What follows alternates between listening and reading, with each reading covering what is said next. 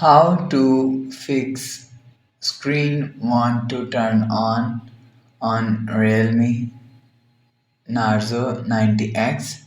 Let's start the video. If you want to fix this problem, so restart device.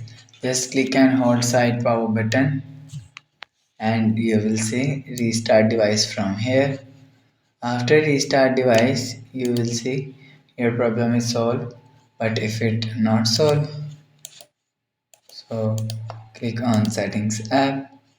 Now in setting, scroll down to end, click on system and update and click on software update. So you will check your software update is latest.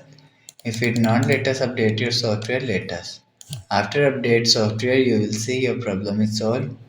But if it's still not solved, again click on settings app, scroll down to end, click on system and update, click on backup and reset phone and click on reset all setting.